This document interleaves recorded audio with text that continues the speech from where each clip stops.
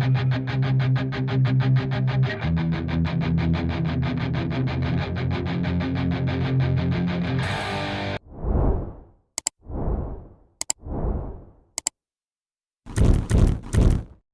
and welcome back to the David67 Celtic News channel.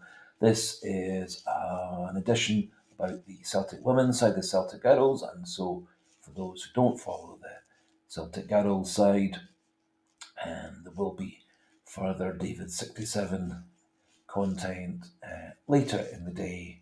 The Celtic women's side yesterday evening were playing Motherwell at the Excelsior Stadium in Airdrie. It was a wet, windy, wild night, but Celtic managed to overcome the weather, overcome a very well organised Motherwell side to win 5-1, keeps them 100% win record so far this season. They've moved up into equal second with Hibs on goal difference plus 14 with 15 goals for and 1 against. And they are a few goals behind Rangers, who are currently top on goal difference. But Rangers have had a much easier start to the season than Celtic. Before we do crack on with the full video, please do, if you've not yet subscribed to the channel, do consider clicking that subscribe button. Keep the numbers pushing up towards 900, and then hopefully by the end of the year up to 1,000. Do click the like button if you like the video, like coverage of the Celtic women's side, and comment section open for pleasant, polite, constructive comments, feedbacks, thoughts regarding yesterday's 5-1 win, which players played well, which players maybe didn't play quite so well, and any other issues relating to the team. Elena Sidikou made again a few changes from the team that started on Sunday against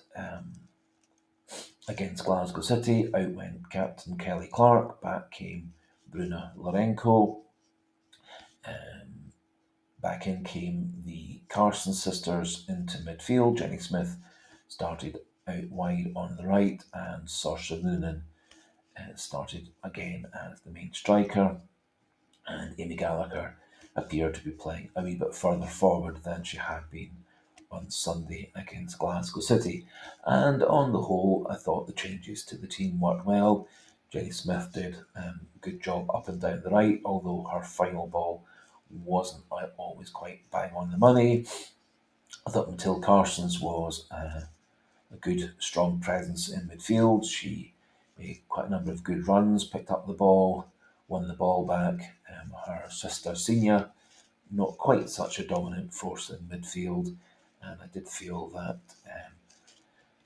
playing in more of the midfield anchor role, that Claire Goldie appeared for me to be struggling a wee bit, although the BBC Alba co-commentator seemed to think that Claire Goldie was doing a great job. And so it may be just down to my own personal subjective opinion and personal preferences as to what players do. The girls got off to a great start. We got a goal-mouth scramble after a corner, and Saoirse Noonan eventually forced the ball over the line to put Celtic 1-0 up. After 3 minutes, Celtic very much remained on top. Then a second goal added by Lucy Ashworth-Clifford. Lucy doesn't tend to use her right foot terribly often, but this time she controlled with her left foot, swapped to her right foot, and then hit a beautiful curving looping shot into the top left corner of the goal to put Celtic 2-0 up after 24. And then again, Lucy Ashworth-Clifford getting tons of room on the left hand side, squared across the box to get Amy Gallacher a nice tap in goal to put Celtic 3-0 up after 30 minutes, and that was a lead they kept up into half time. Caitlin Hayes, although nominally playing as one of the 3 centre backs, did seem to be spending the great majority of her time in midfield and even in attack, which a couple of times did leave Celtic a wee bit exposed to long balls over the top. And I thought Morgan Cross from Motherwell had an excellent game.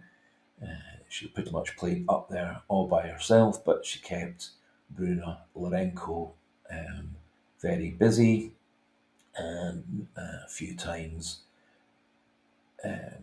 did manage to beat and get past Bruna Lorenko, who did seem a couple of times to be struggling with her balance and her footing on the very wet pitch. More often than not, Kelsey Doherty swept up, or Chloe Craig covered across. But on a couple of occasions, Morgan Cross did get through to present a wee bit of a threat in the box. However, Celtic were able to clear and mop things up and remain 3-0 up at half time. Thought in the second half, Motherwell came out very strongly, and Celtic did seem to struggle to get themselves back into a firm footing. Things did, I think, brighten a wee bit up in terms of Celtic performance when Natalie Ross and later Shannon McGregor came on. And I also thought that Maria McAnenay and Murphy Agnew, when they came on late in the game, also brought a lot more energy, attack, and pace to the front line, which I think in the end managed to beat the Motherwell side, who had mounted a wee bit of a comeback in the first 15 minutes of the second half. And they did get a goal back.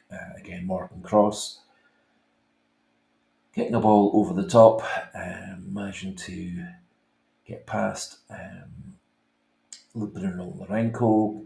Chloe Craig covered across from her left-hand side. However, Morgan Cross very cleverly again evaded Chloe Craig, and then a lovely reverse shot that beat the diving Kelsey Doherty. However, as I said, Celtic did get themselves back into the game.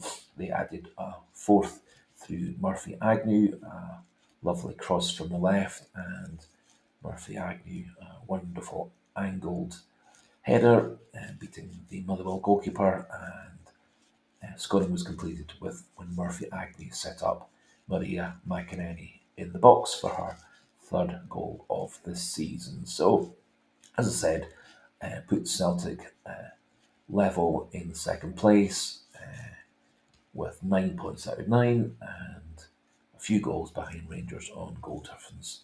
But Celtic's next match is at the weekend away in Aberdeen.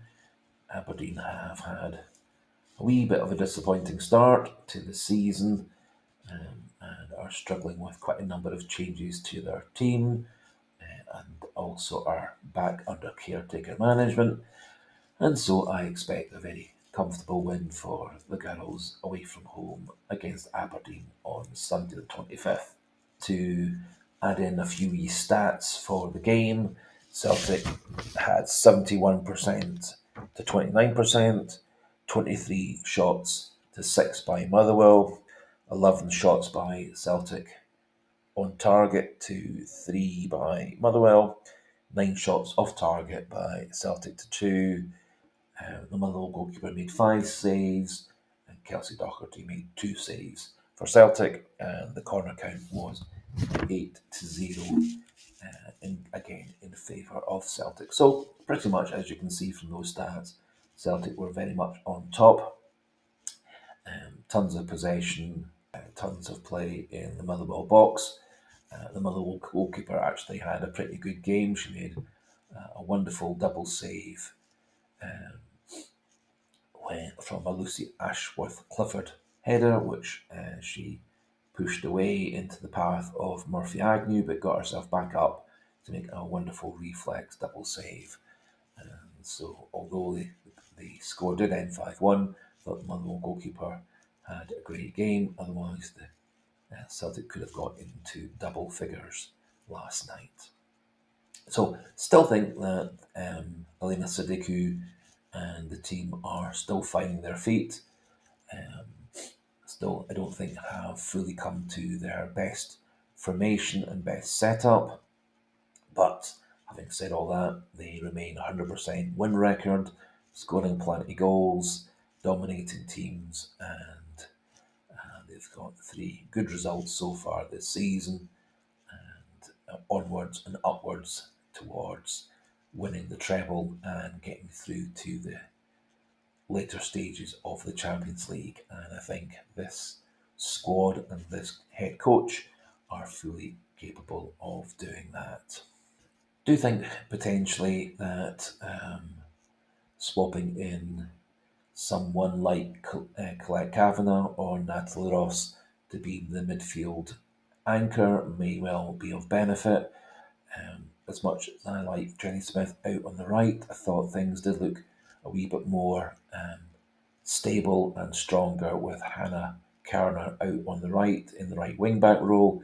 That did allow Caitlin Hayes to be more able to get forward without leaving her 2 fellow centre backs a wee bit more exposed at the back. However, I'll leave all the tactical, clever changes and formations to Elena Sidiku, who I think is an excellent head coach, full of good ideas and full of innovations, and I think she has massively improved the Celtic women's side since she took over at the start of 2024, leading us to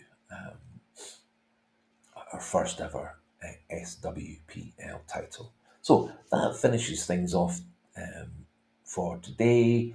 Just a wee quick reminder at the end to consider clicking that subscribe button if you are new to the channel, clicking the like button if you like the video, and do pop your comments in the comment section regarding yesterday's 5-1 win and any other issue relating to the Celtic women's side. And so until the next video, goodbye and hail, hail.